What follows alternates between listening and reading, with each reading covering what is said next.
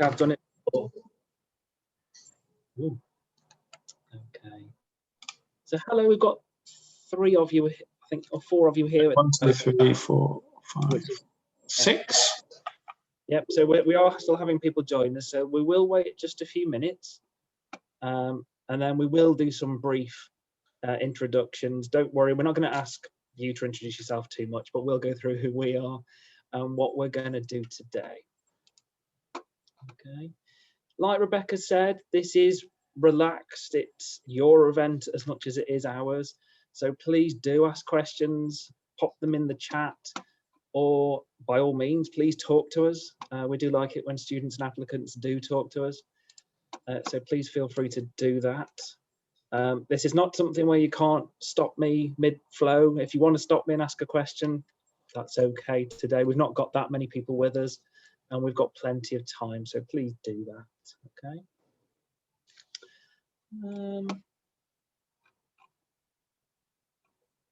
Have we lost Ben?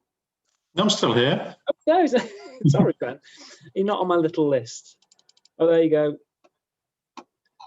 That's the thing I don't like about Zoom, actually, is how it all moves around a little bit, but that's okay. Okay. We just have to constantly talk then, just to move me on up your list. Yeah, that's it. You're talking, so I can see you again. Fantastic. Oh no, I don't talk now, just in case I bump Ben off the picture list. I have pressed record, Mark, so just to make everyone aware that may not have heard me earlier, that this session will be recorded, and in the hope that we can share it with anyone that's not been able to join us today. So if you don't want to be on camera, just pop it off. Okay. So, what do you reckon? Wait another minute or 2 and then we'll make a start? Yeah, it doesn't look like, oh, we've got an extra person join. No, brilliant. I think a few people are being moved into their groups, yep. So we will just hang fire. Whilst we're waiting, let's test the chat works. What courses are you applying for, everybody? Do you want to type or unmute yourself and tell us? What course or courses are you applying for? You do get bonus points for talking. Pharmacy, pharmacy, pharmacy, pharmacy. Anyone other than pharmacy? Oh, pharmacology. Ah, fantastic. That makes my presentation much more applicable. We talk about some of the different courses as well. So that's great. So what have we got? 4 pharmacy and a pharmacology at the moment, I think, which is great. Okay. Should we make a start? I think so. What we're going to do then in this session today is we're going to have a little bit of a presentation, which is just a bit of an introduction. 5 or 10 minutes, it's not going to be that long, just to go through a little bit about who we are and what we do. Then what we're going to do, though, is probably much more useful for you guys. We're going to allow you to learn more about the course that you've applied for. And we often get questions based around sort of, well, I've applied for pharmacology, but a friend of mine's doing pharmaceutical science or pharmacy. What's the difference? You know, and I'm better at chemistry or I'm better at biology. Which of those courses is better for me? So that's what we're going to explore in a lot more detail today. And then we've got time at the end for you to ask questions. But please, if I say something mid-flow, please don't wait to the end. If you want to ask a question and there is a little opportunity for you to do that, please do. Okay. So, just as a bit of an introduction, you can see my name on the screen is Mark Hewitt. So I'm a senior lecturer in pharmaceutics within the School of Pharmacy. What that means is I teach on a number of different courses, and I teach sort of the introductory chemistry and how we develop drugs and how we manufacture them into a product. So you might say paracetamol, but when you pop it out the packet, it's not just paracetamol that you've got on your finger. Okay, you've got lots of other things there for different reasons. So I teach pharmaceutics on all courses actually, including pharmacology. You have me teaching you on there as well. I'm also the admissions tutor for all courses within the school. So if you've got questions that are related to your application, please ask me. You heard Sammy earlier on mention that from 6, there is also the opportunity for you to chat directly with admissions. So if it's a question I can't answer, definitely at 6 o'clock, we can pass you over to the admissions team who will be able to help you. Okay. Ben, do you want to introduce yourself? Hi, as it says on my screen, I'm Ben Butler, lecturer in medicinal chemistry. And as that name suggests, I teach the medicinal chemistry part. So it's more the science, the chemistry behind the pharmaceutical compounds that you take and make. So I teach on the earlier part of the pharmacy course, as well as the pharmaceutical science courses as well. Yeah, and we often see lots of you in the lab throughout the whole course. Absolutely, thank you, Ben. So it's worth mentioning that neither me or Ben are pharmacists, but we work with pharmacists every day. And what we try to do, and we'll talk a little bit more, especially in pharmacy, is we don't just teach the chemistry in one blob.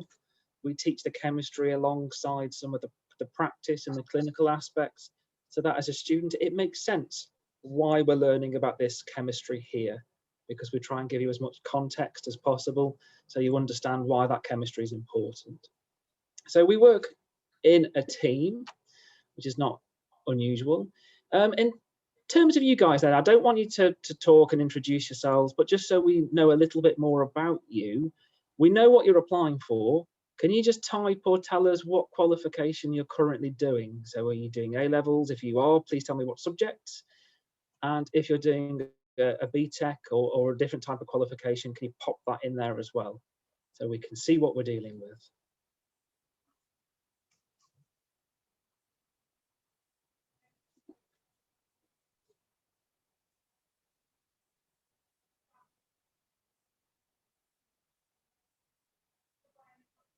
This is the tense bit. Okay. A-levels. Okay, lovely. Chemistry, biology, sociology. Great. Okay, so we've got some IB diploma programs as well. Yeah. Anybody else?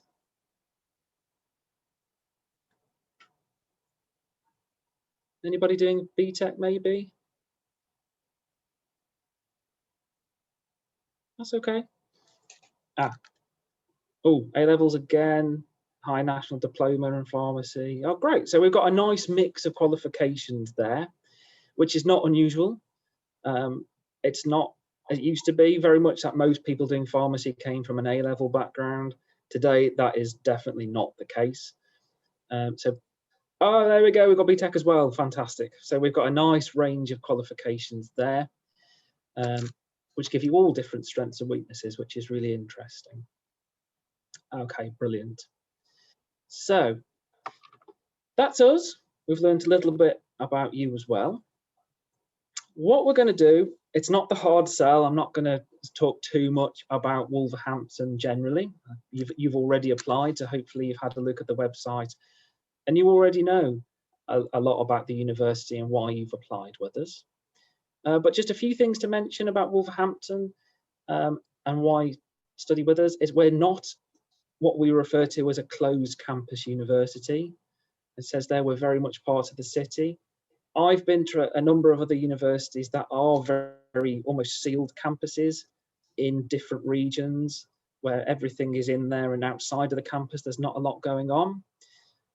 Wolverhampton, like a lot of city universities, it's right in there in the city, so there's lots to do outside of the university as well.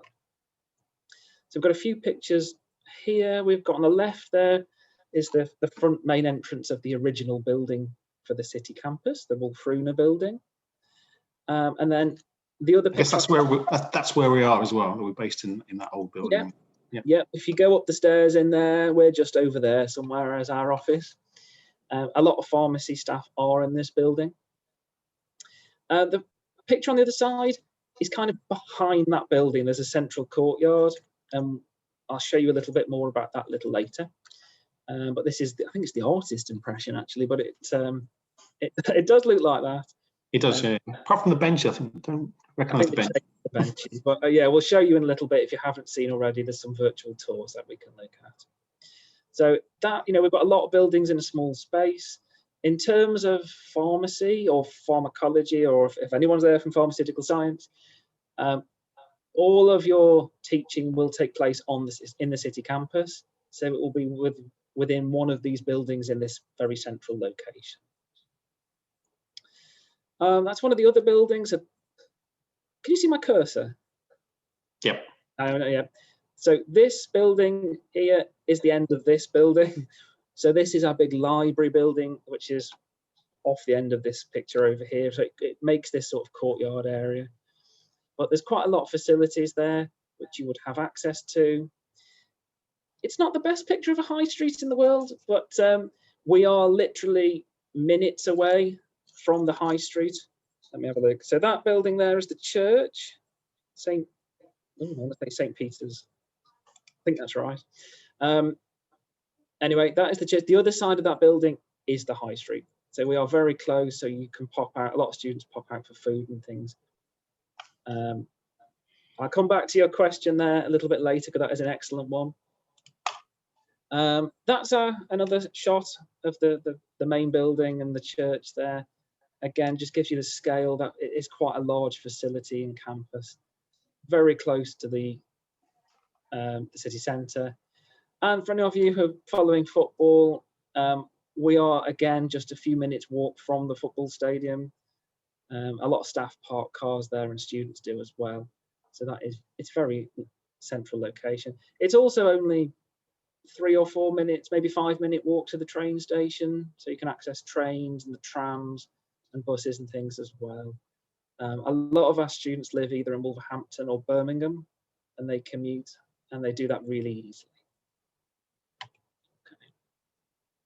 So this brings me back to what I was going to talk about in a little bit more detail. Have you seen some of the virtual tour information that's on our website? I think something went out to all applicants to make you aware that these were there and sort of pointed you in the right direction. Has anyone managed to see these and had a look? No, that's all I needed. Okay, let's have a look. Oh, good. So let me just. Has anyone been to Wolverhampton? I guess that's the question I always ask at interview. It is a good question. Can you see my browser? No. I was going to say. I thought that would be too clever. Bear with me a second. I have to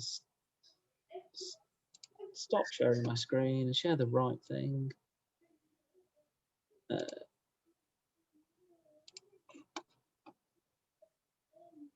That one? Yep. Great. So that link on the screen here, and I'm quite happy to pop this into the chat in a minute, or if Ben, if you can maybe do that for me whilst I'm answering on, takes you to a web page which gives you a lot more information about the campuses that we operate and run from. And if you scroll down, there's a few things here. The first thing I'll mention is we don't just have the city campus, we have a Walsall campus, a Telford campus, and technically one in Burton as well. But really, like I've mentioned, for you guys, it's the city campus that is the most important. But on this website, what is really nice is there's a number of video tours where someone will talk you through some of the different buildings and will walk you around, so you can have a look at that. We've also got, which is quite interesting, these virtual tours. If I click on that, what these allow you to do, you've probably seen things like this before, but it's these interactive walkthrough sort of 360 maps. So this is the city campus I was mentioning before with some of the buildings. That was the artist impression. I will say this was taken before it was completed. So there is grass and there are trees and everything else, but it does allow you to walk around and have a look at a lot of different buildings. Just move that out of the way. So what I would recommend is, I haven't got time to go through them all now, but just have a look at the buildings in a little bit more detail. So for you guys, something that is important is probably Rosalind Franklin. Yeah. So the Rosalind Franklin building is this building here, which is a newly, it's 3 or 4 years old now, but it's a purpose-built laboratory building, which it doesn't matter which course you're on, you will have labs which are based in that building. And what it does, it shows you a few different things.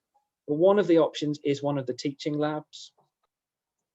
And again, it allows you to move around and have a look at some of the equipment that is in here. Not much to say really. This is a teaching lab. It might look like there's not a lot of equipment. We've obviously got some rotary evaporators and ovens and other bits which are on the benches. And the touch screens are all quite visible as well. Absolutely. So every station where a student is expected to work has its own tablet device.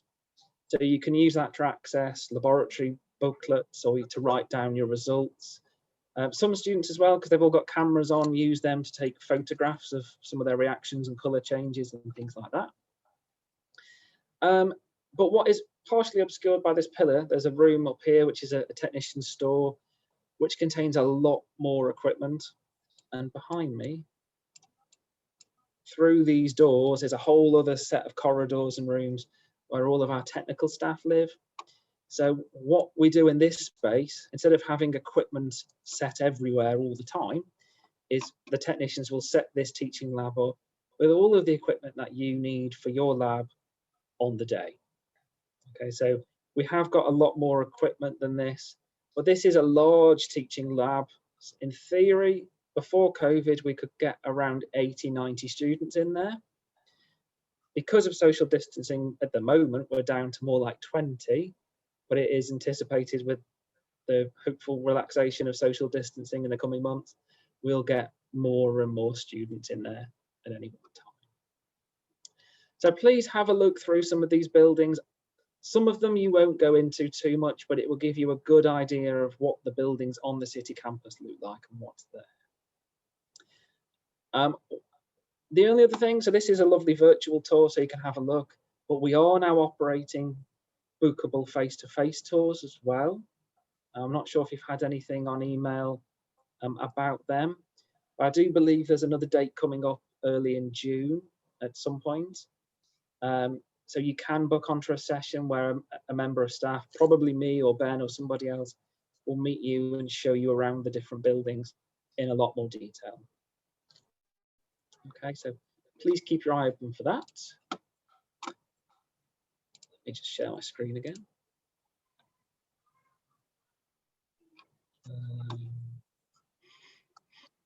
I guess the disclaimer is though, Mark, we are having a lot of building work done over the summer.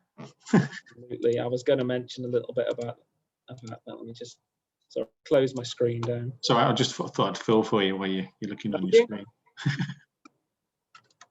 I've got too many windows open. That's the main problem.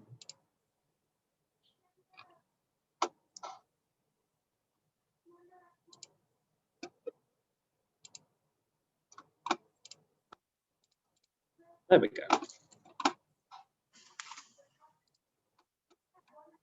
Okay, brilliant. So please do have a look around. I've said this before, but I think one of the most difficult things for you guys to do is to make a decision on where you want to study for 3 or 4 years without the ability to really go there and have a look around. So please use a lot of these resources and ask questions.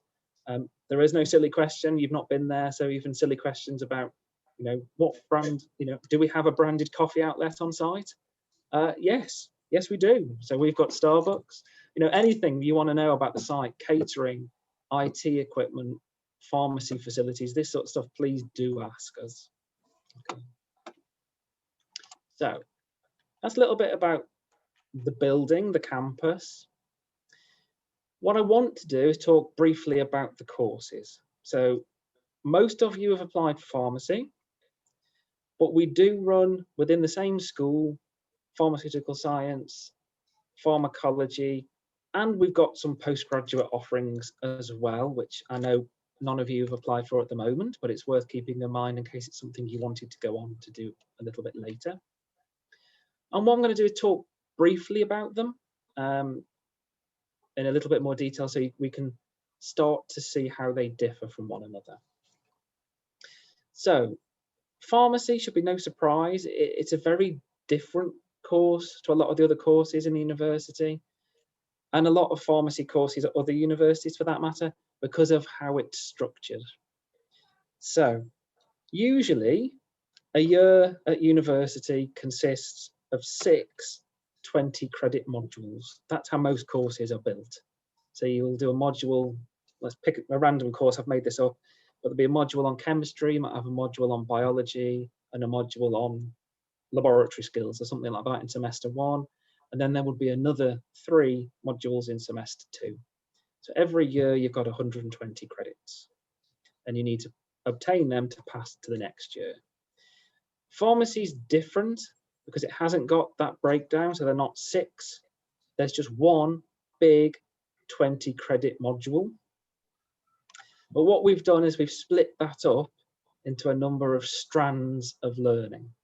So instead of breaking it down by subject, so the chemistry, biology, maths, whatever it might be, we've done it by these strands and themes.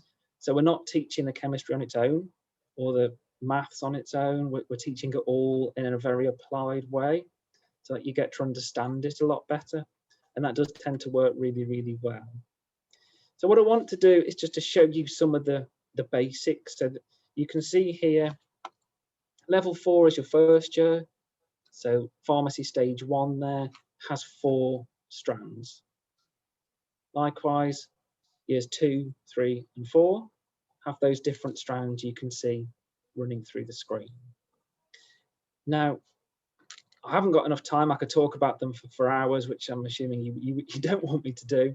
But the important bit here is that every year has what we call a learner strand in there.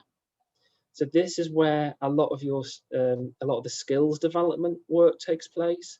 So communication skills and how you talk to patients, very specialist stuff related to pharmacy. So calculations, sort of clinical-based calculations are in there as well. But they go through the entire course. Obviously, it gets more involved and more complex as you go through, but they're there. In blue are what I would call the proper science-based. Ben's laughing. Yeah, some people will hate me for saying that, but most of the science is in the first 2 years of the course, and that's not really surprising. So we need to cover the science in the first few years so that when you move on and the course gets a lot more clinical, you can use your science understanding and your science knowledge to explain what's happening in terms of the clinical aspects of. It's like building that firm foundation, is it, on the science and then using it as a pharmacist? Absolutely. Okay. So, you can go into a pharmacy and you might get asked, how does this drug work? But with this background in the first few years, you'll be able to understand the pharmacology of what it does. And you'll understand the chemistry of the drug, which will explain why the pharmacology does what it does. So they all kind of fit together. So a lot of that is up front, which is not unusual. I think on any pharmacy course, the science is normally early. And then the sort of purpley colour on my screen anyway, is what I call the more clinical aspects of pharmacy. I'm splitting them up very crudely. They are mixed a little bit, but you can see the titles, pharmacist, patients and medicines, clinical and professional skills, therapeutic management of patients. They're very clinical based topics. Okay, so the course is structured in that sort of format. The other courses, so pharmaceutical science and pharmacology, we're back to the normal standard modular structure. So we have, as you can see there, 6, there's only 5 there, but there are 6 modules in a year. Now, in the first year, both pharmaceutical science and pharmacology have quite a few common modules. So all of those modules there, you do on either course, and they differ by those 2 modules there. So pharmaceutical science looks at the physicochemical nature of drugs. That is much more chemical focus, while pharmacology looks at this pharmacology and toxicology module, which gives you that pharmacology flavour. What this means, because they're so similar, is that after the first year of either of those courses, you can actually swap on to the other one. And I always want to point that out, because some people start a course and decide within that year that actually it's not quite what you expected, or you're not enjoying it quite as much. But this does give you that flexibility to move across a little bit. Okay. I'm not going to go into details, but in the second year, there are 3 shared modules. And then depending on which course you're on, there are 3 specific modules for that course. So it starts, instead of being very similar, it starts to diverge and take you on 2 very different paths. Same with the third year. I'll point out this one here, the project module. So as you're probably aware, it doesn't matter what course you do, pharmacy included, in your final year, you have a research project. And that is normally more than 20 credits. So that in this case, it's worth 60 credits, I believe. So it's year long because of that. And you work with a member of staff as your supervisor to deliver a project. It could be lab based or it could be clinical in nature, depending on what you're assigned. But again, even in that final year for these courses, there are very specific modules. And you can see by the titles now that we're getting into much more technical, specific disciplines related to those courses. Okay. So, well, back to why I study at Wolverhampton. I mentioned about the campus, but what makes us a little bit different is some of the teaching methods that we use. So we use a mixture of different types of teaching. So as it says there, we use practical classes. We've shown you some of the lab facilities already. We use workshops, tutorials. Sometimes we use simulations. So sometimes we can simulate sort of clinical scenarios for pharmacy. You can have these little chat engines and things that you can put stuff into, and it simulates an exchange between patients. We can have lab simulations as well. And of course, we've got lectures. Now, what we do a little bit differently though, all universities pretty much do the first one. There's a mixture of all of these different things. What we do though, especially for pharmacy, is we use something called team-based learning. If any of you come across that, any of you who've applied for pharmacy, you've come across team-based learning or TBL?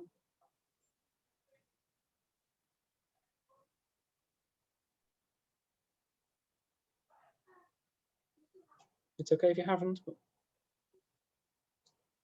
heard of it, good. That is what makes our course quite different to some other pharmacy courses out there. Now, I don't talk too much about it. Team-based learning, and we're not the only university that use it, but we use it a lot more than most, is a method where instead of giving you lots of lectures and workshops, and we're using that sort of pattern, we develop your skills more by putting you into a small team at the beginning of each year. So you'll be in a team of maybe 6 or 7 people, and you'll be within that team for that 1 year. And we give you material in advance. So we call it a study pack. And I normally refer to it as like a small textbook, the key things. Instead of a lecture, we've put it all in there. But that study pack has got lots of external links. We've got YouTube videos. We've got lots of different things in there, where if you're not quite sure, we can point you off to look in this direction. So there's lots of different types of learning in there. You have the study pack, and then you work through this team-based learning process where your initial learning is done outside, but when you come into the classroom and work in your team, you can apply that knowledge and actually start to use it very, very early. And what we tend to see is that instead of just learning material, you get a much deeper level of learning, so you can understand it and use that information where normally just from a lecture you might not have been able to. So that is what makes pharmacy quite different with us. We do use these approaches on some of the other courses as well. think both me and Ben are big fans of team-based learning. It does work very well, and we're trying to sort of spread this onto some of the other courses too where we can. We have a number of online systems to try and help you and support you through your studies as well. So we've got a virtual learning environment. Some of you at college used, what would you use? Blackboard, Moodle, something of that nature, where your sort of notes and things have been given to you via. Yeah, I think most people at colleges and things have had access to things like that in the past.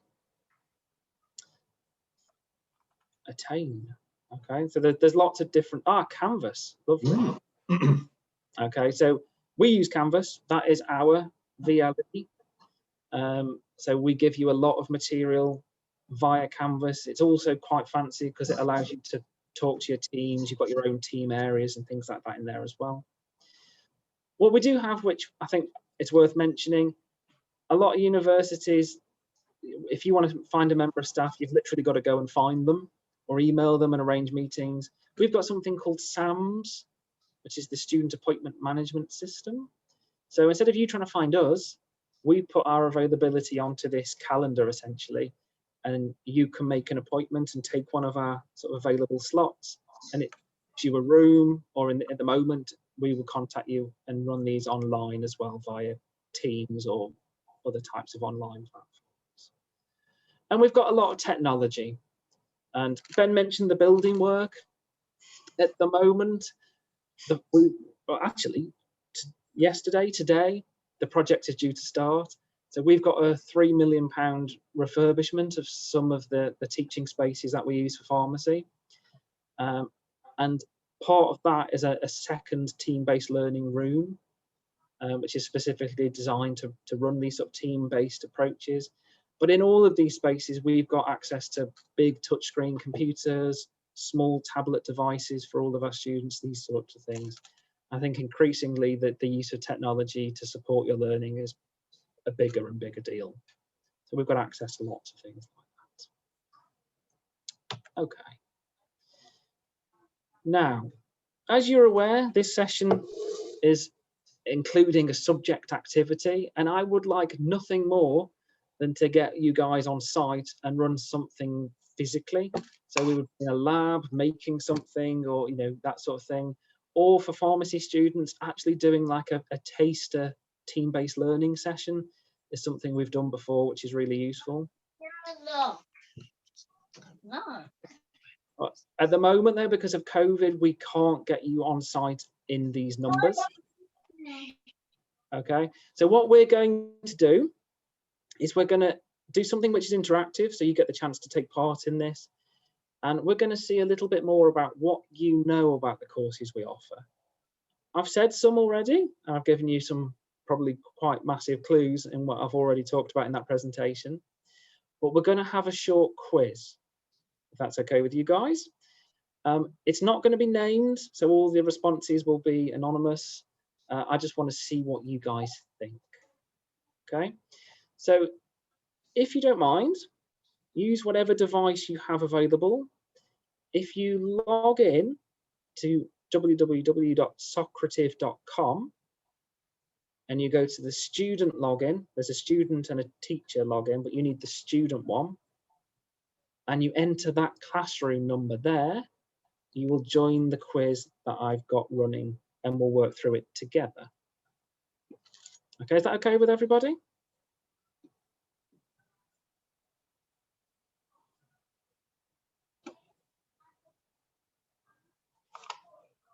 I hope so. I'm assuming you're all trying to log in, which is great. So I'm just going to share a different screen. Don't worry about the number. It will be on the screen that I share with you in a second. If there's any questions, pop them into the chat box now.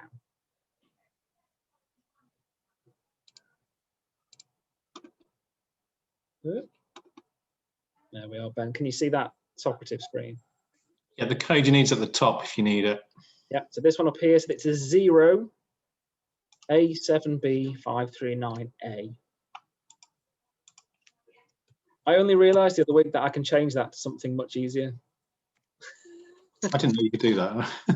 I could change it to Mark H or something, but no, I've got used to it now.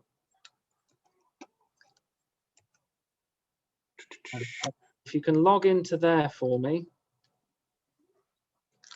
I'm not sure if we've got any of you yet. Do you want to join as well, Ben, to see if it works, if you don't mind? Yeah, do that. Thank you. Oh, we've got one person. Excellent. So we'll give you a couple of minutes to join us. How many people do we have again? Do we have 5 applicants with us? No, I think it's up to 7. 7? Excellent. No, 9. It's 9. 9, even better. So what we're going to do is we'll get you guys logged into here. We're going to go through these questions, and it doesn't matter if you get it wrong. This is the whole point here, is to make sure you understand the course, and if you answer in a way we're not expecting, we'll talk about it.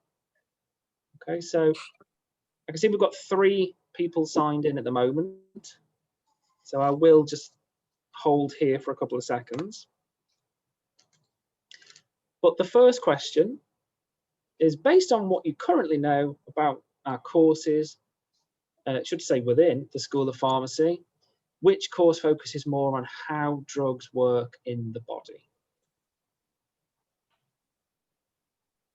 And we're down to MPharm, which is pharmacy.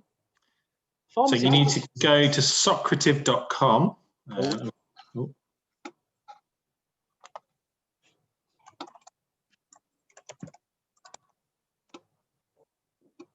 There we go. Sorry, Ben, I didn't see the chat there. I've got the chat open. Yep, and log in as a student, and the code, which is the message above, which I'll just retype for you. Which is that up there? Which is that one. That's the student code. Yeah. It's 0 at the front, not an O. A lot of people get that one wrong. No problem. Excellent. So we've got 5 people with us at the moment. See if we can get 1 or 2 more of you. And then we'll move through. You can join at any time. So if you are having a few difficulties joining, don't worry too much. You can join and catch up a little bit later.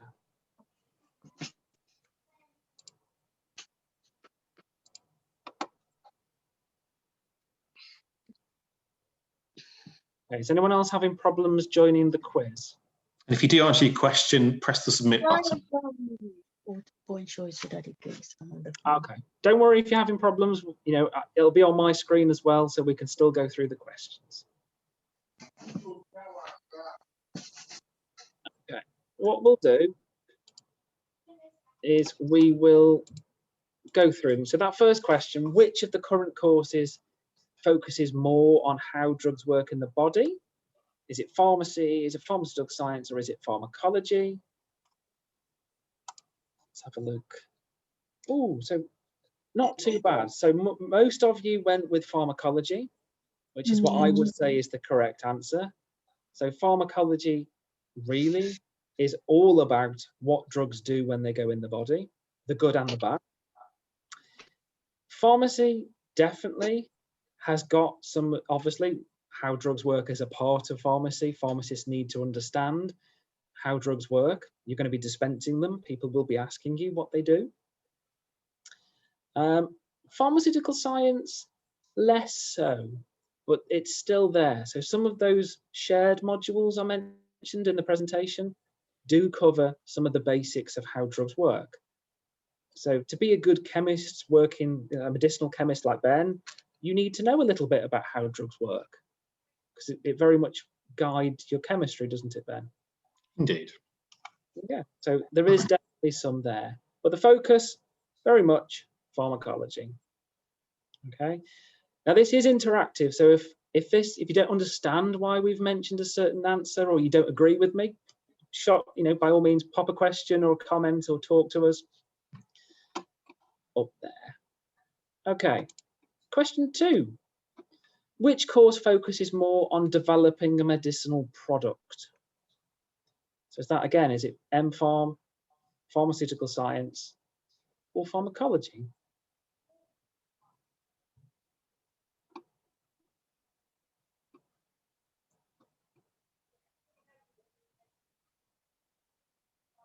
Right, well, we'll leave you answering that question. We'll tackle this question that's come through. So you don't understand how pharmacology is more about drugs working in the body, pharmacy is more about dispensing. You thought that pharmacists meant to know about how drugs work in the body. Now they definitely do. So a pharmacist is kind of a pharmaceutical scientist and a pharmacologist rolled into one. But they don't go into it in quite as much detail as you will if you take one of those courses on its own. So a bit like a doctor needs to know about the body, they need to know about the diseases, they need to know about the drugs and how they work. A pharmacist is very much the same. They need to know about what these diseases are.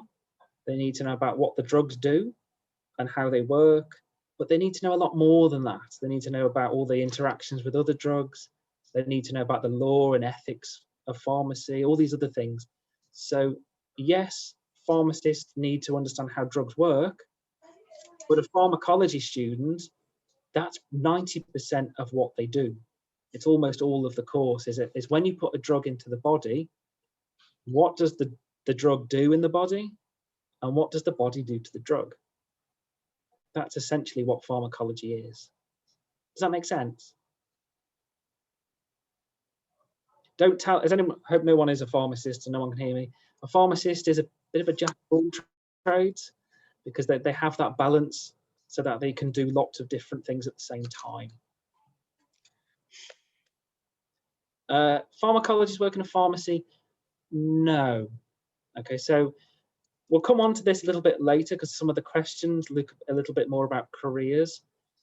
But in a pharmacy, you either have a pharmacist or you have a dispensing technician. So a dispensing technician works behind the counter and they can fulfill the prescription. So they come in with a prescription and they can get the right product, dispense the right amount and print labels and things, but the pharmacist has to sign that sort of stuff off. Okay, brilliant. So question 2. So which one focuses more on making a medicinal product? Brilliant. So it is pharmaceutical science. So this is it's more the chemistry of drugs and how we manufacture that drug into a product. Like I mentioned, pharmaceutics, that's what I teach. That's what this means here. It's turning the drug into the product. So paracetamol was my example earlier on. 500 milligrams isn't the normal standard dose of paracetamol. The rest of that tablet is other things which are added for different reasons so that you can actually make the tablet the patient takes. Okay. But pharmacy, again, it's part of it. You need to understand, well, why are you giving this drug as a tablet or as a solution that you take orally or a capsule or whatever it might be. You still need an understanding of the product and how they're made. Okie dokie. Question 3.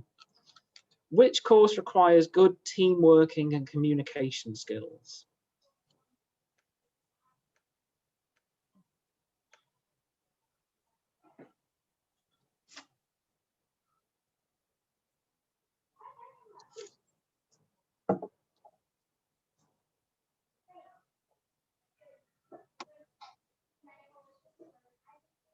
Okay, let's have a look.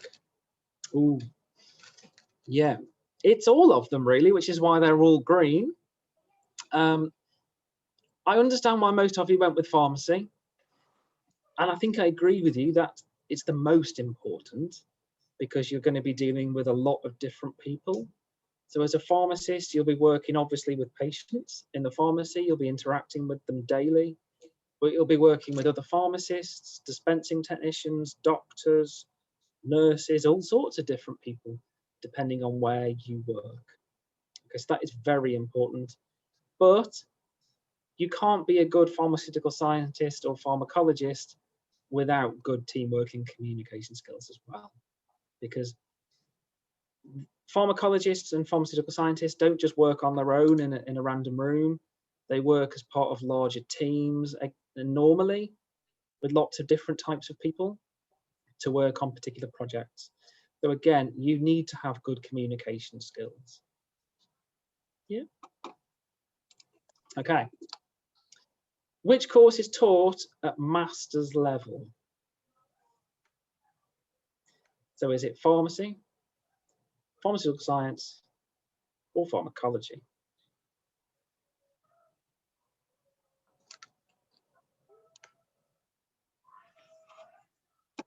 Okay. Ooh. Okay. I always feel guilty with this question because it's kind of a trick. M-Pharm, definitely, because it's 4 years in length.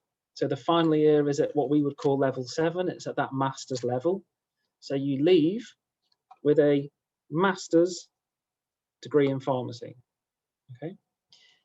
Technically, though, the other 2 courses down here can both be taught at a master's level. So we've got the BSc, the bachelor's degree, which is 3 years, which is not taught at master's level. But we have, if you've seen them, we have an MSci version of both of those courses as well. Has anyone come across that? Someone has, because they've answered it, and it's not both. Ben.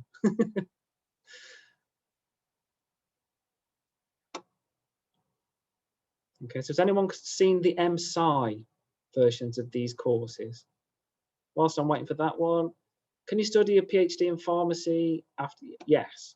So we do have members of staff here who do essentially teach and supervise PhDs in pharmacy, but that is after your 4 years. And normally people graduate from the course after 4 years. You do your pre-registration year and take the assessment the General Pharmaceutical Council sets. So that's 5 years. And then you are a pharmacist. Most people don't do a PhD until they've become a registered pharmacist and perhaps work for a couple of years. Okay. So no response about MScis, but there is the BSc and an MSci version of both pharmaceutical science and pharmacology. So that means essentially it's the BSc plus 1 year's master's stuck together.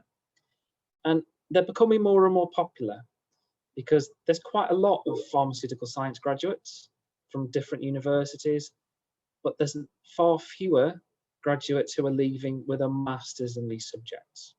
So it kind of opens some career doors for you and allows you to study at that higher level, which allows you to go on to slightly different things or move you along the process a little bit faster. So have a look. If you've applied for the BSc, don't worry, because if it's something you were interested in, we can transfer you on to the MSci route after the first 2 years of your course. Okay, so it's something to bear in mind. And if it's of interest, come and talk to one of us when you start and we can talk to you more about it. Okay. Question 5. I've given this one already. Which courses include laboratory classes? M-Pharm, pharmaceutical science, or pharmacology?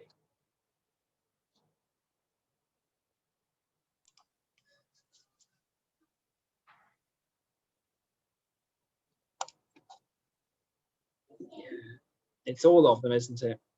The labs are different depending on your course. That is kind of expected. The pharmacology-based ones, you do get to use some in your final year projects, things like organ baths and test drugs on real tissues, but there's lots of analytical techniques as well that you do lab classes on. Pharmaceutical science, we do things like synthesis of aspirin. You can make some different types of tablets and test them and all sorts of different things like that.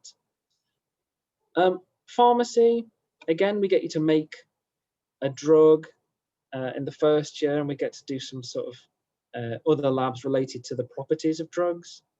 And then it moves on a little bit to actually making oral solutions, emulsions and creams and things like that. Okay, but lab classes are definitely part of all 3 courses.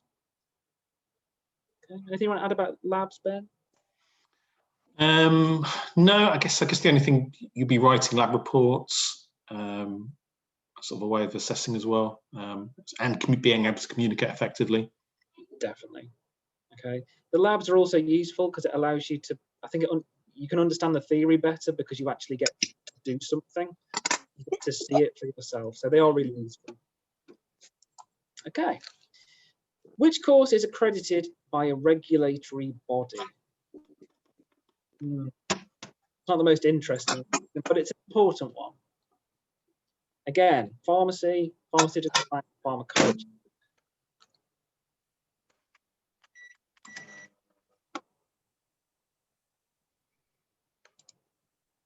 Oh, very good. Okay, so pharmacy, yes, definitely. All pharmacy courses in the UK have to be accredited by the General Pharmaceutical Council. Otherwise, then they don't lead to a recognised pharmacy qualification. But we do now have both our pharmaceutical science and pharmacology courses accredited by the Royal Society of Biology. So we have all three of those courses, in fact, are accredited. Kind of means they're regulated to a slightly higher level than they would be if they weren't. And a lot of the time it gives you access to like networks like the General Pharmaceutical Council. They run events and different things, which gives you more, essentially. What was a question? Oh, so PhD, is that independent prescribed? No.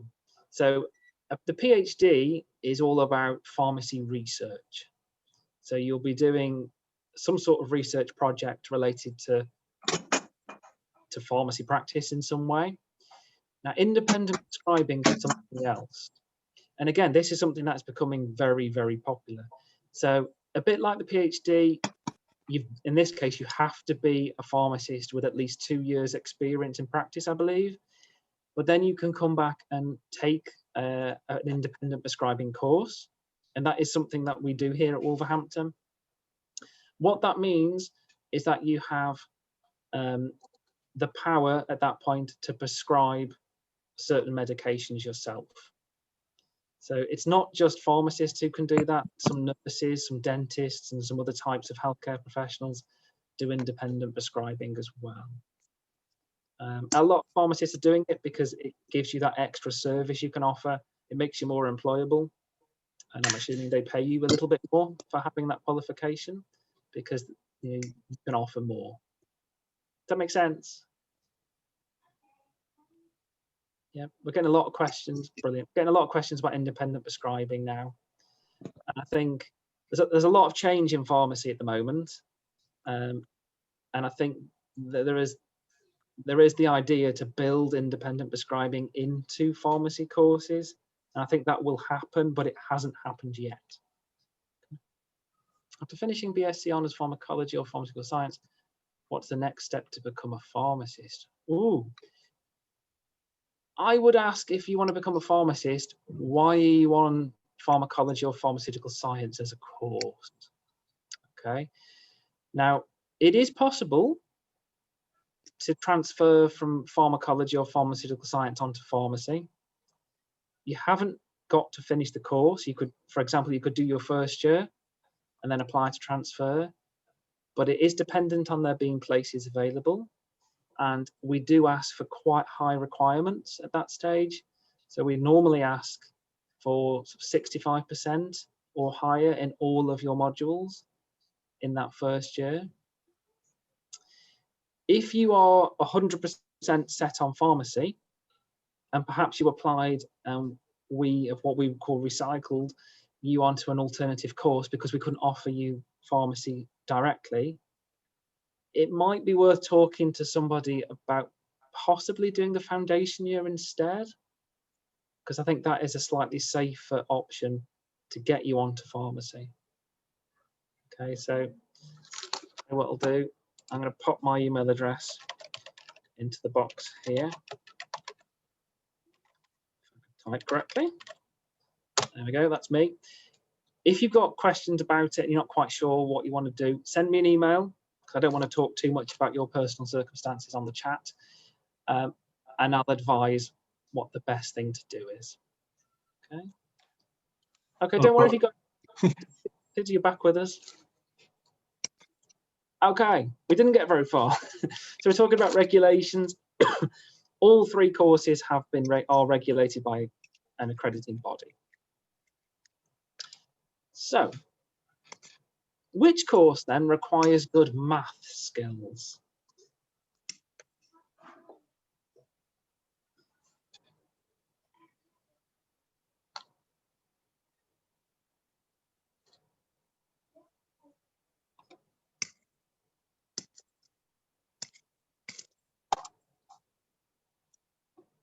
Ooh. Now, it's probably correct, actually. I think most people think pharmacy because of that component of pharmacy where you've got to work out doses, you've got to work out how many tablets to give people, what concentrations of solutions and things you might need to make. But it definitely is part of the other courses as well. So I know me and Ben teach some sort of like chemistry calculations at different levels. So pharmaceutical science, you'll be calculating things like yields and doing some mole calculations, these sorts of things. Pharmacology, again, similar calculations, but things a little bit more pharmacology based. So you might be working out different types of therapeutic indexes and all these sorts of pharmacology based things as well. So maths is definitely important on all three courses, but it is a big part of pharmacy.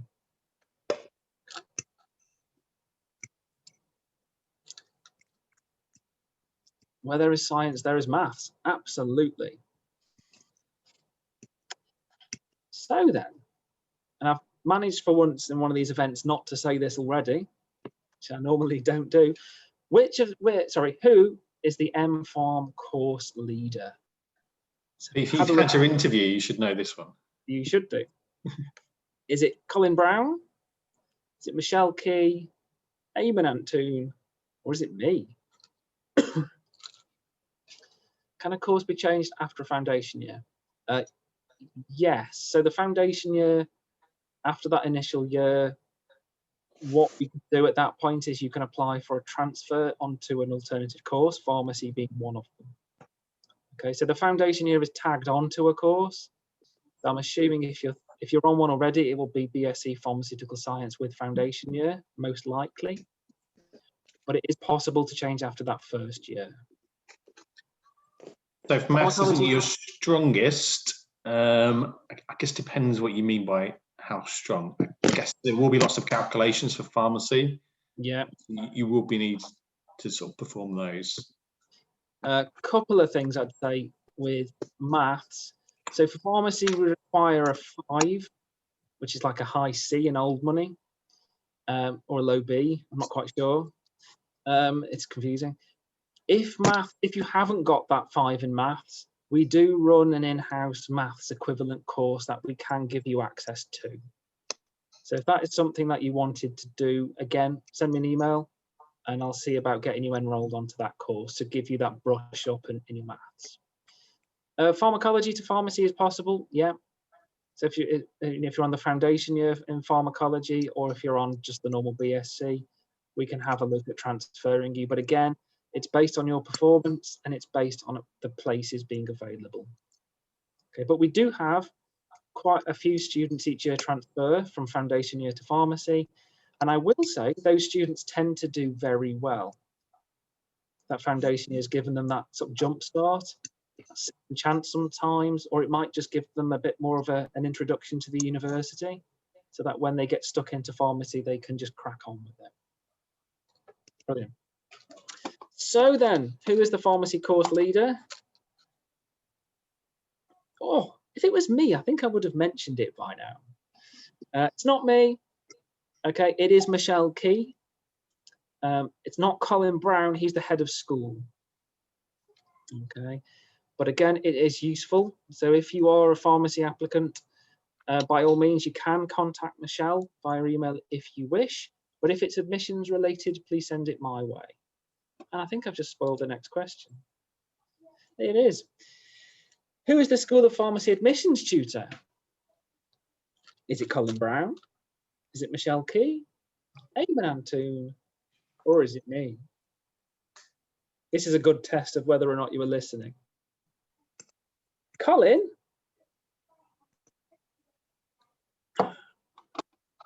Look. It's me. Okay, so I'm the admissions tutor for all the courses in the school. Give us a year, Ben will be also. It's one of his new roles, which as you can see he's excited about. Just heard about that as well. Okay, but anything admissions related, again, feel free to throw me an email. Okay, and I can deal with it. Best bet is to do that today whilst you're here at the end of the session, because if I can't answer it, I can pop you straight over to the admissions people in central admissions, and they can definitely deal with it. Okay. So we're a little bit different at this point. It's not which is correct. What we're going to do here is for each of the following, state the course or the subject area which you think is most related to the scenario. Okay. So this is more about what the courses do. So the development of a vaccine for COVID-19. I had mine yesterday. My arm still hurts. Which subject area or course do you think is the most related to that?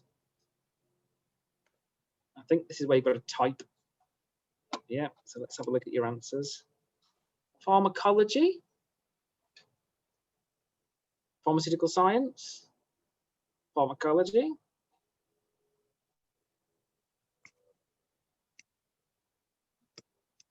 Pharm in the chat. Oh, double answer there. Pharmacology and pharmaceutical science. It's kind of everything, but I think the focus on initially developing the vaccine to make sure it worked was pharmacology, but actually making the millions and millions of doses and packaging them is pharmaceutical science. So it really is kind of mostly those two. But MPharm, I imagine shortly, if you can't already, can you get doses in pharmacy yet? Some pharmacies are doing it, yeah. Some are doing it, but I imagine longer term, you know, your top-up doses and whatever's going to happen will be available within a pharmacy as well. So definitely all three are relevant, but I'd say pharmacology for designing it, pharmaceutical science for actually making it. Yeah, that makes sense. Do you agree with me? If you disagree with me, that's fine.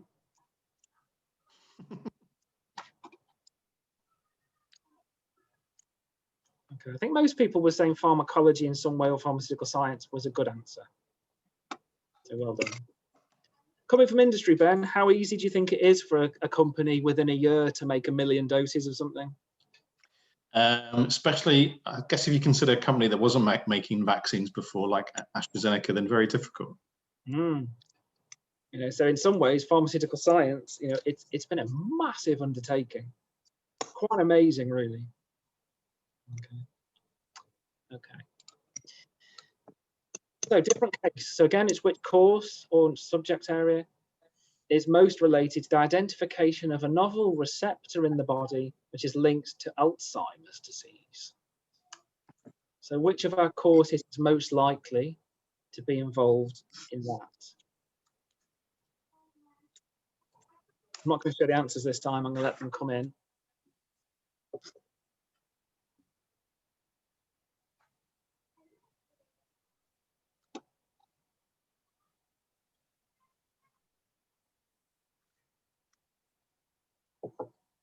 Go on, one more.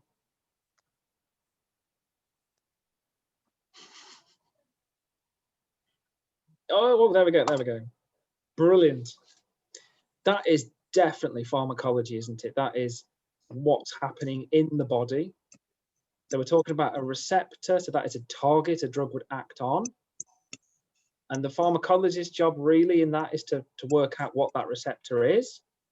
Then they'd hand it over perhaps and work with pharmaceutical scientists to develop a drug, a molecule that will interact with that receptor to give you the effect that you want. Okay, brilliant. Okay, different one then. The development of a new modified release tablet which reduces drug toxicity. So which discipline would that mostly involve?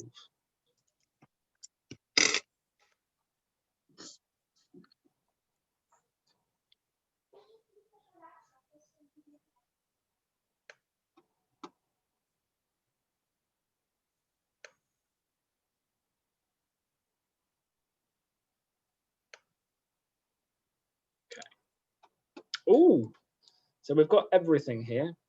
So pharmaceutical science, pharmacology, pharmaceutical chemistry, pharmacy as well. I think the odds have it, it is mostly pharmaceutical science, because this is actually developing the product. So you're essentially packaging the drug. Does anyone know what a modified release tablet is?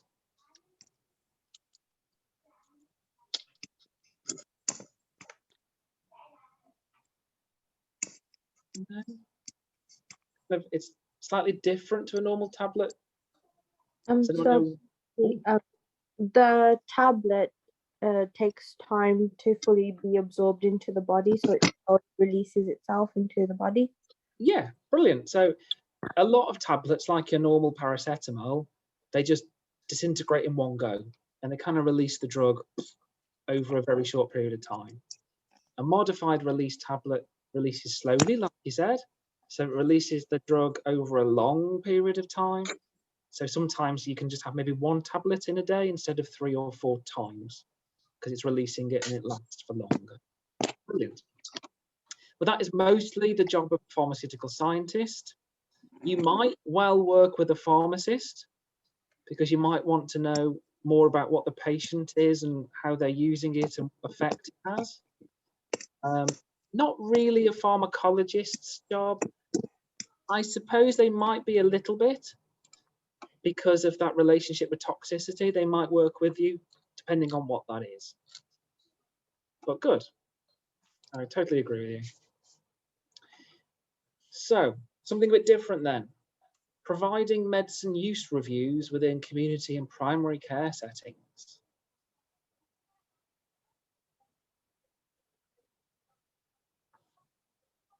Answering quickly.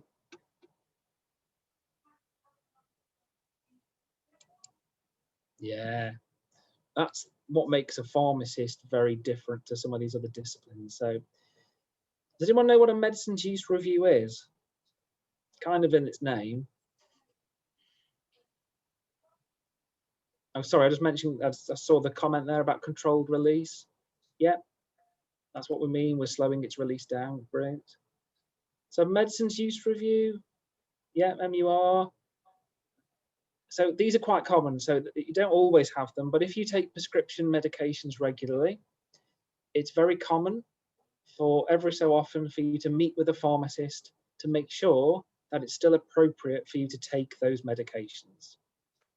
Okay, so you might be put on a beta blocker or something, and then a few months later you might be given something else because you've got a new condition, and then they might want to review at that point to make sure that it's still the best choice of drugs that you're on. It's also to check with you that everything's okay, you haven't got side effects and things that you haven't mentioned before. You know, it's a good opportunity for them to pick up with that. Does anyone know what a primary care setting is then? I have deliberately put these words in. So a community pharmacy, most of you will know what that is. That's the pharmacist on the high street in the community. But does anyone know what a primary care setting is? No, maybe not. It's becoming more and more important, because what we're seeing increasingly is a lot of pharmacies being connected to things like GP surgeries. So that primary care, it's that first contact where a patient comes in for help for treatment. And it makes sense if they're going to be dispensed and given the prescription in that building for you to have a pharmacy in that building. So a lot of the time now, the pharmacists work much more closely with doctors and other healthcare professionals in that setting. Okay. How about then the physicochemical investigation of a newly identified active pharmaceutical ingredient, which is your drug, in order to direct further development? That is quite a mouthful. Let's reckon that pharmacy, pharmaceutical science, pharmacology.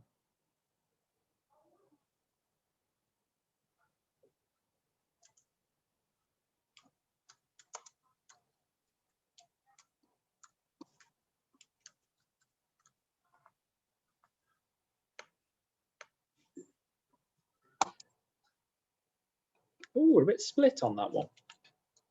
Okay. Now, let's look at the words. The real giveaway for me is physicochemical investigation. Does anyone know what that means? I suppose we have to answer this question.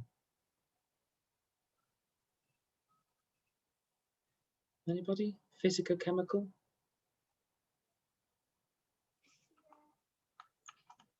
No? Okay, no, it's okay. So if we're investigating a new drug, what we want to do is we want to characterize it. We want to find out what properties it has. And we do that, this term here, physicochemical, we're looking at its physical properties. So things like, what state is it in? Is it a liquid or is it a solid? What's its melting point? You know, is it soluble in water? You know, that sort of physical property. And chemical properties as well. So we want to find out, is it reactive? What does it do when you do this? You know, what sort of chemical properties does it have? So we're characterizing the molecule in order to direct further development, which tells us we're working here in a sort of a pharmaceutical company, developing medicines. So those of you who put pharmaceutical science, it kind of is because of the chemical aspect of it. But like I've mentioned a number of times now, you're not working on your own. So a lot of these teams will have pharmacologists as part of it, because whether or not you're going to develop a drug isn't just because of the chemistry, it's because of lots of different factors. But I don't know if you agree with me, Ben, I would say this is really a pharmaceutical scientist's job. Yeah, I guess It does cross over. he probably does cross over a little bit with pharmacology in terms of, is it hitting the right receptor? If you do modify it. Yeah.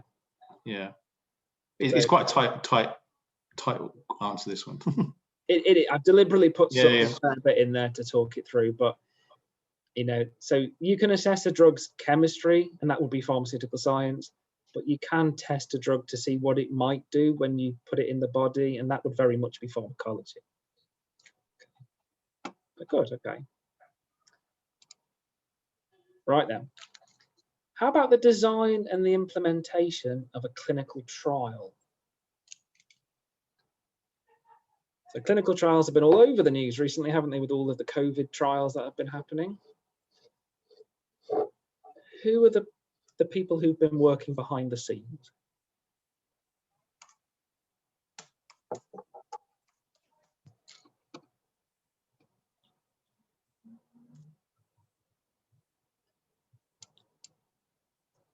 Oh, nice. So we've actually got everything there. I think I agree with you. This is not in the design of a clinical trial and actually implementing it. This is not done by one group of people. So clinical trials you've seen on the news, their aim is to assess the safety and the efficacy of a drug. So is it safe and does it do what it needs to do? Now, to look at safety, the toxicology and the pharmacology, you need a pharmacologist, definitely.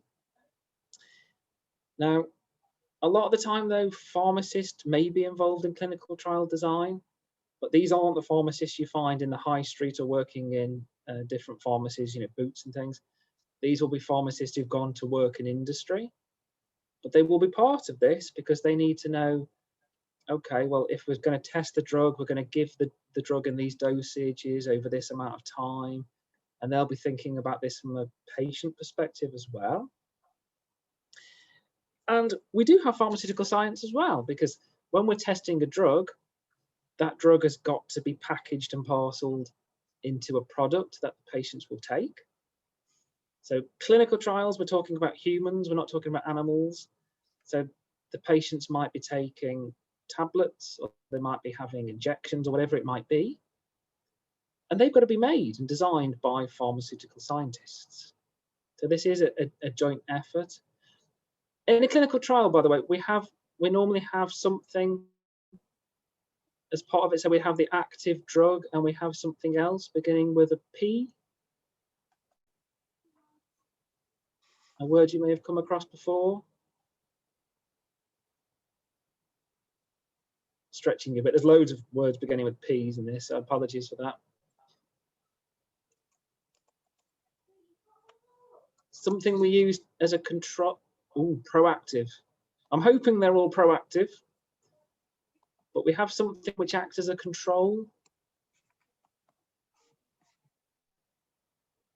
Placebo, brilliant. Okay, so that again, it looks the same, it smells the same. It's you can't tell the difference between the placebo drug and the real one. That's again, it's a pharmaceutical scientist job, sorry, to make a version of that drug which is not active. It's not really the drug, it's just the tablet or the injection without the drug in it. Okay. So again, very much a group effort. And this is kind of a theme that you might think, okay, I'm going to work in pharmacology. You won't just be working with pharmacologists forever. A lot of the time you're working with quite an array of different people, and you'll pick up different skills depending on where you go and work. Okay. Next one then. Which course requires you to work in multidisciplinary teams? I really should remember what these questions are. Okay, is it pharmacy, pharmaceutical science, or is it pharmacology?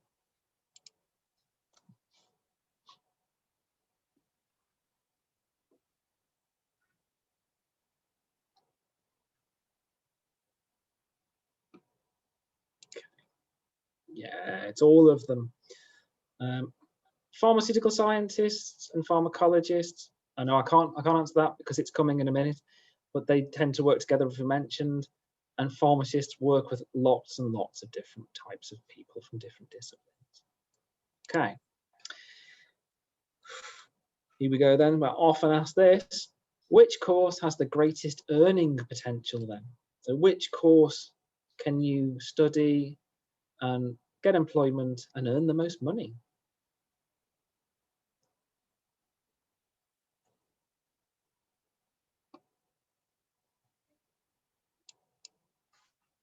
Ooh, okay. A lot of people automatically assume pharmacy. And I think at a starting level, you're right. So most pharmacists do start on a salary which is higher than an entry-level pharmaceutical scientist or pharmacologist, potentially. But don't forget, they've worked for an extra year of study, well, 2 years. They've got an extra year on the degree and they've got a pre-registration year. At the same time, unless the pharmacist, you're going to be running your own pharmacy or you're going to be working in some sort of advisory capacity or something that's a little bit different to the normal pharmacist you see in the shop, you kind of reach a plateau.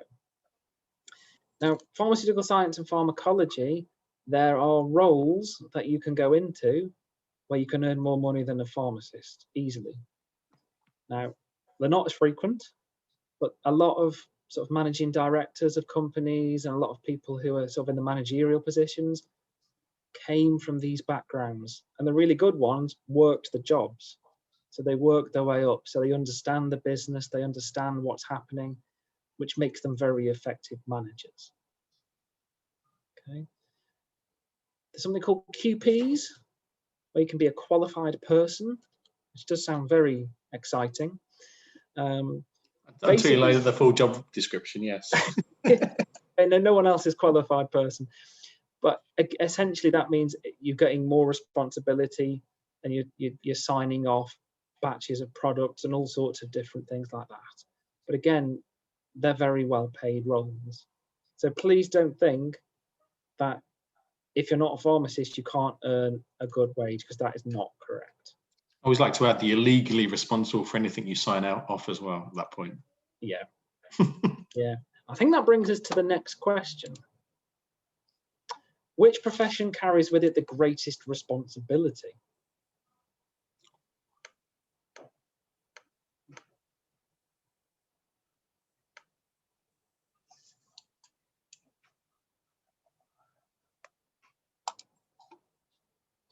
Ooh, okay.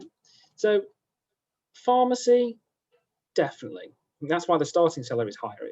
It's because you are directly responsible for handing out medication. You are that person who checks that the medication is correct, there's nothing wrong, it should be given to that patient, and that you or a dispensing technician have got the right product at the right dose, and you're giving the patient the right amount. So there's that responsibility. I'll tell you now, there are errors in pharmacies every single day. Mistakes happen, but you are legally responsible for those medications that you're dispensing. So it is a very important job. But equally, there is responsibility in the other courses as well. I mentioned things like qualified people, QPs, where they sign off batches of products. So like pharmaceutical science, you might end up in a job where you're in quality control or quality assurance, where you are responsible for making tons at a time of a product, and there's multiple checks and you're signing them off, and then that batch of product gets shipped and it gets packaged and everything else. So you signing that off, you are responsible for the quality of that product. And if something went wrong, so I don't know, it was contaminated, or one of your starting reagents wasn't what it said it was, or all these types of things, you're responsible then for any consequences that come about from that. Okay. Pharmacology, less so, because normally the worst you can do as a pharmacologist, I suppose, is, unless you're involved in clinical trials and you're a bit more patient facing, if you've made a mistake, then the drug won't work. Yeah, you're going to get fired probably, but it hasn't got that direct link in quite the same way. Okay. Question there about what happens if the wrong medications are given.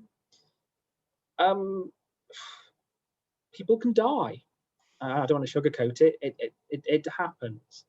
Now, the vast majority of times, it's quite a minor error. So maybe the wrong dose has been given, or the wrong form. So maybe it should have been a tablet, you're given a capsule or something like that. That can happen. Most mistakes are spotted and the patients are contacted very quickly, and it's caught. But mistakes do happen. And I know a lot of our pharmacists talk to our students about the fact that they will make mistakes and things go wrong, and what to do if it does happen, or when it happens. Okay, penultimate question. Which profession can be carried out in a hospital setting?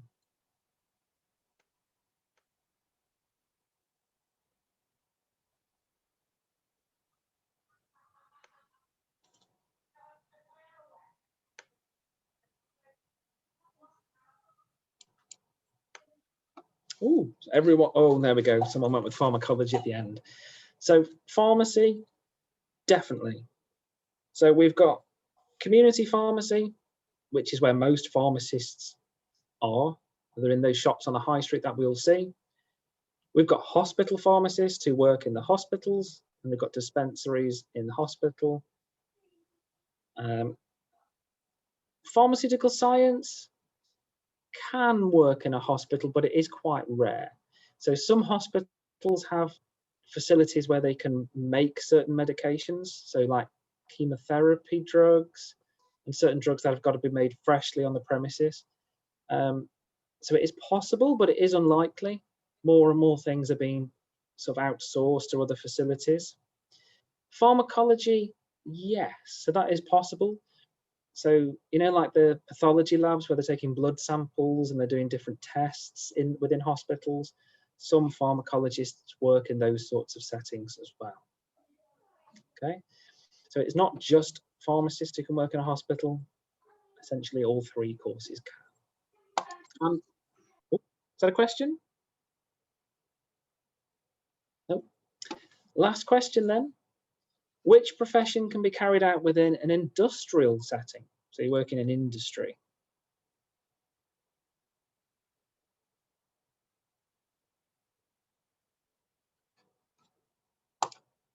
Yeah, it's all of them.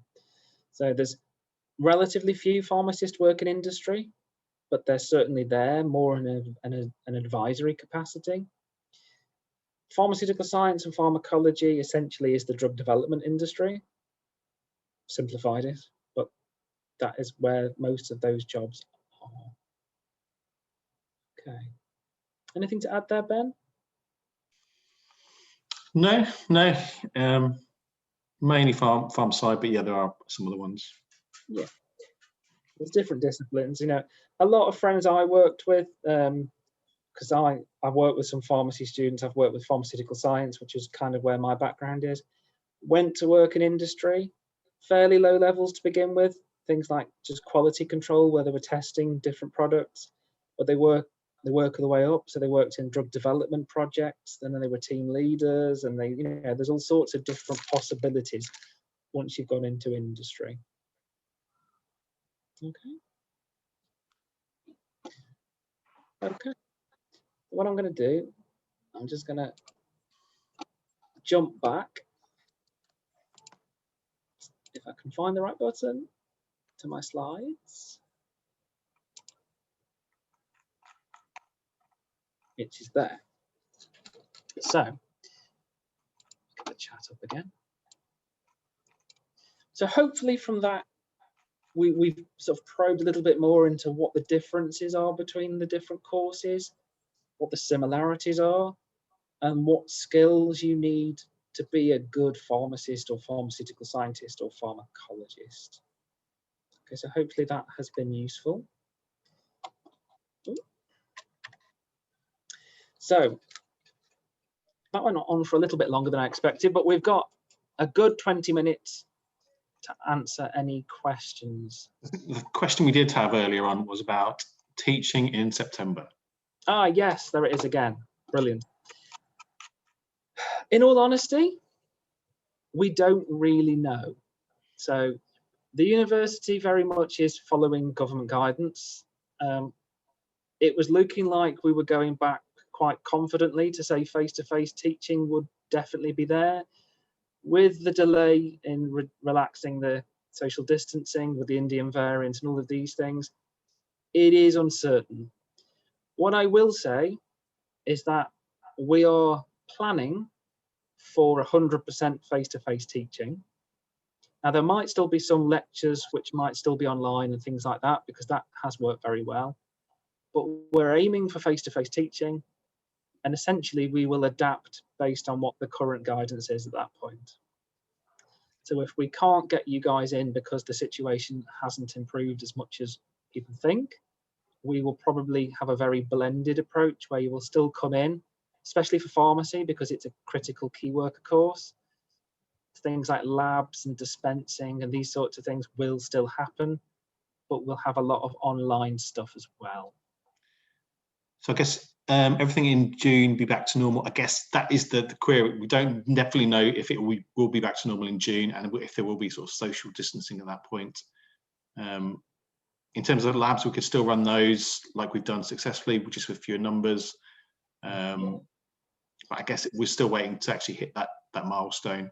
Yeah, most staff, most students want face-to-face teaching to return, and we'll do it as quickly as we can. We've got a hand raised.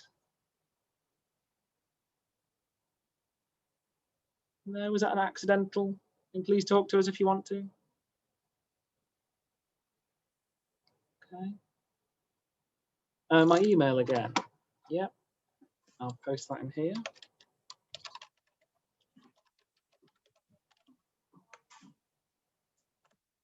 There we go, that's me. So feel free to ask.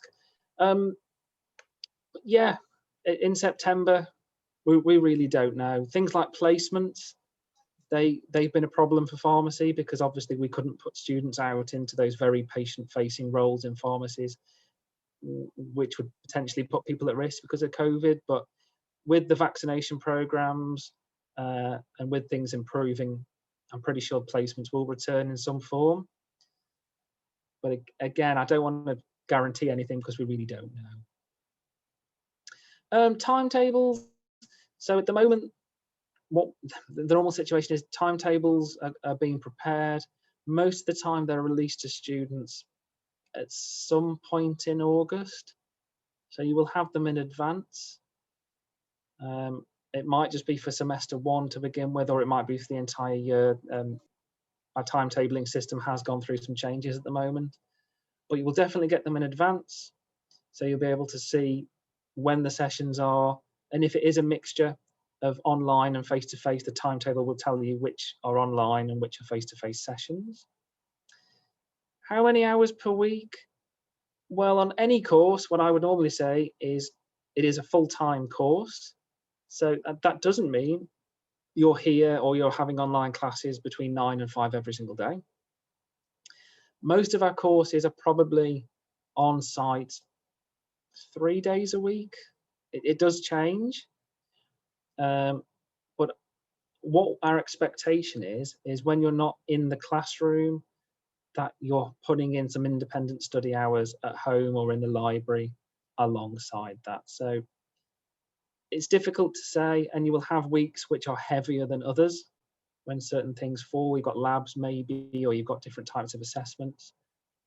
But I'd always say it's a full-time course, so please expect to work almost a full-time week. Oh, good question. So personal tutors. So every student has a personal tutor assigned. Are you pharmacy or pharmaceutical science or pharmacology?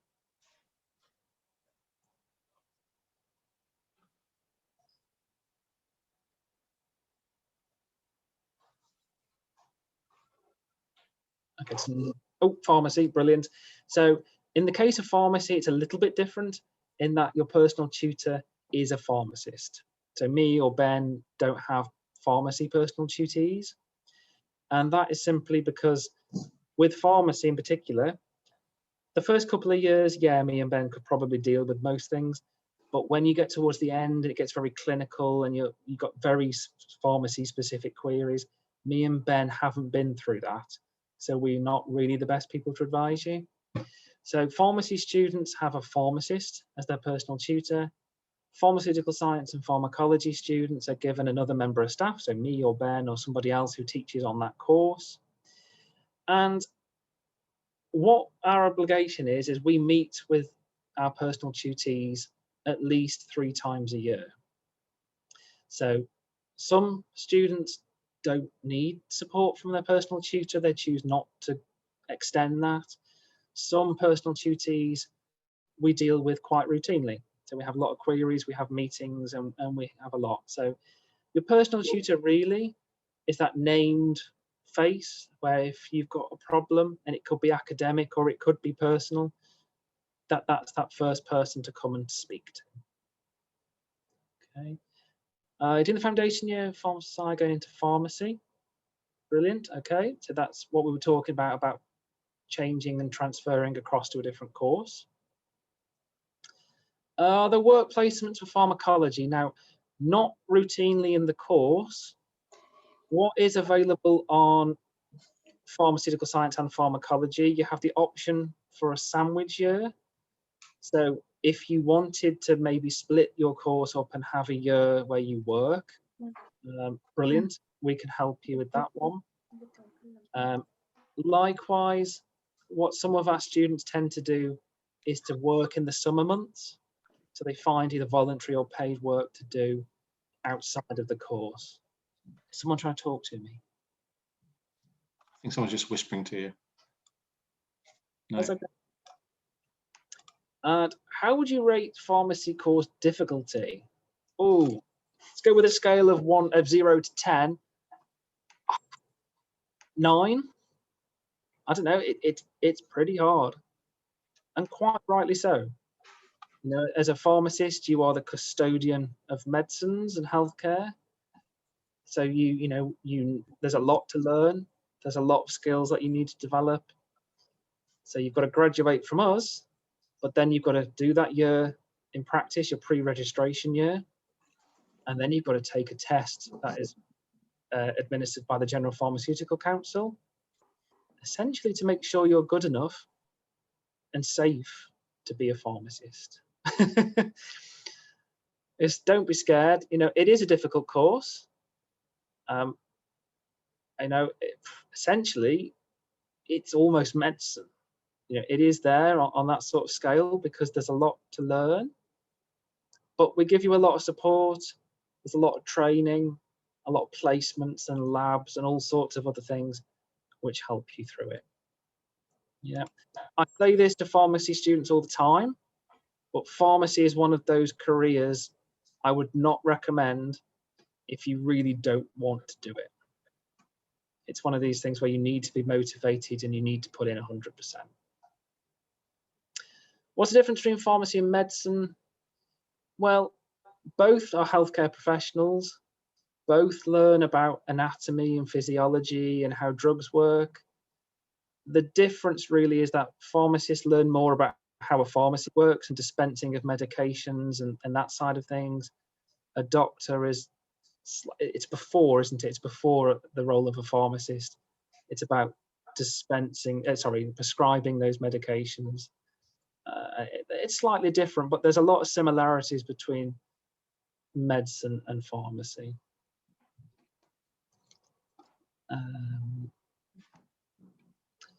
High national diploma in pharmacy. Now I'm a pharmacist with my work experience. Can I do MPharm?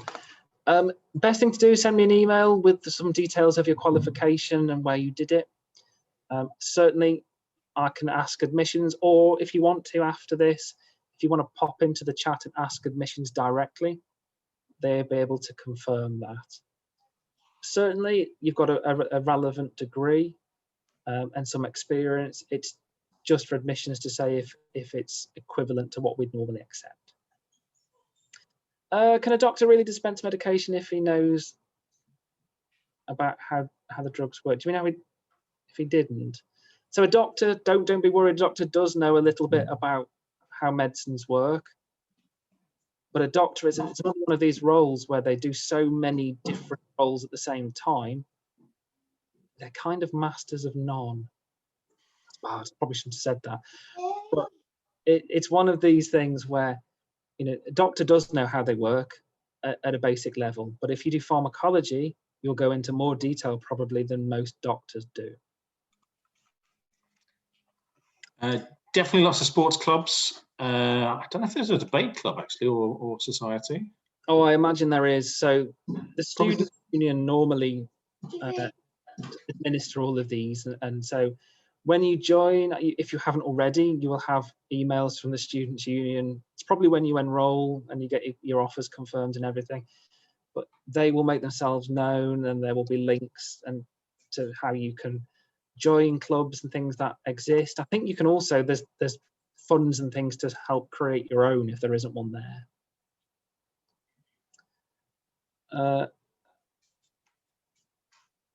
Oh, go on, I'm going to ask you guys then. What does a pharmacist do that a doctor doesn't?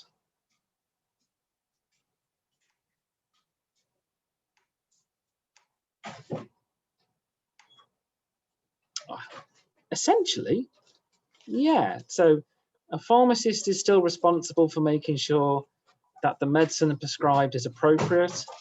Then the patient isn't on something else that interferes or it's dangerous for some reason. But the doctor has nothing to do with the dispensing of that medication. That's the sort of focus of what a pharmacist is. It's about delivering that medicine to that patient.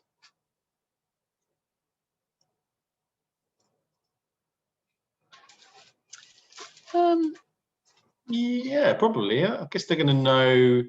Yeah, don't forget a pharmacist. Their trade is the drugs. That's what. I was going to say drug dealer, but that's what they do. They work in dispensing medication. A doctor also provides all sorts of extra care and facility and services which aren't drug based. So they've got to learn more about how the NHS works, all the other services that they offer. They do more anatomy because they physically examine people to a far greater depth than a pharmacist can. That's where it differs. Okay, I'm not a doctor or a pharmacist, as I've mentioned before, but there is a lot of similarity. We do actually have some students who aim for medicine and for whatever reason maybe don't get onto medicine or they decide it isn't for them. A lot of those students come back and consider pharmacy because of the similarities. Apart from maths class you're offering, are you offering any of the classes like chemistry? Not at the moment. So chemistry support is built in to all of the courses actually. So pharmacy, me and Ben and a few other members of staff spend quite a lot of time in the first year helping you with chemistry. I don't want to scare you, but we have something called the chemistry readiness test in the first year of pharmacy, which really isn't anything to be scared of. It's basic chemistry. But the whole point of that is if you don't perform very well in that test, we offer you more support. Things like that. The other courses, chemistry is there, pharmaceutical science again from the first year. And I teach some of the chemistry on a pharmacology module as well. Okay, so that a lot of the support is built into the course. But I'm afraid other than maths and the English, which is coming on online soon, we don't offer anything else before you enroll. Okay. Now, it looks like we've only got 5 minutes left of the scheduled session. So please do, I'm happy to stay here for a little while to answer any other questions. But we do have those sessions, I think, in a minute when we finish and you leave the breakout room, you go back to that main meeting area. I'm not sure, Rebecca, do you know how anybody would access some of the sort of admissions or the other things that are happening? Yeah, sorry, I was just finding my voice. I'll share a link in the chat now with everybody. This is the link to go back to the main landing page for the event. So from here you can find the online available content as well as the sessions that are running between 6 till 7 on various things such as accommodation, admissions inquiries, careers, fees and finance, student support and wellbeing, students union, or you can chat to a student. So I'd recommend once this session's finished that you pop onto that web page and take a look at what's available after this session. And those sessions, those chat rooms are running between 6 and 7 o'clock. Brilliant. And before you do go, there is some feedback, if you could, on today's event. I'm just putting it into the chat. If you go to that link, and there's a PIN number as well, and just to give us some feedback. Oh, we got the picture up as well. Perfect. There we go. There's a question there I think that came in late about getting some work. Is that sort of work experience we're talking about there? No, I just meant like if I wanted to get ahead in class. Okay. What I'd say then is this once you start. Like before, like over the summer. Okay. So which course are we again? I'm doing foundation year in pharmaceutical sciences. Okay. What I'd say then is give me an email. Okay. And what we can maybe do is we'll have a little conversation on email. If there are particular areas, I can't give you content from the course early, but what we can do is if you've got maybe, I don't know, maybe you think chemistry or biology, or you've got a particular area where you think you want to do a bit of preparatory work, which is great. We can probably point you in the right direction to some resources that you can access and sort of brush up a little bit. Okay. Thank you. Okay, no problem. Well, it was nice to meet you all. Thank you to the few of you who've spoken to us. It is really nice to meet you all. What we will do then, if there aren't any other questions, is please do go back to that main chat and access those extra sessions and support that is available. You've got my email address multiple times now in the chat there. Please do email me if you've got any queries at all. If I don't know the answer, I probably know somebody who does, and we'll get back in touch with you quickly as possible. Okay, guys, well, thank you for coming along, and yeah, take care, and hopefully we will see you in September.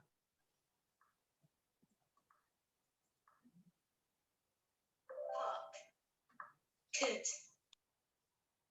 Oh, Rebecca, are you talking? Well, my voice is gone. Her voice is gone. I just wanted to thank you guys. That was really good. Again, great session.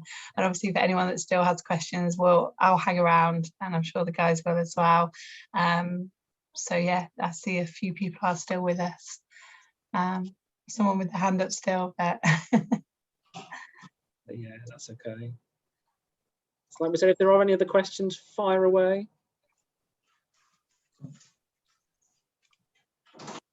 that they've left theirs open. I'll stop recording though. I don't know if you're recording as well.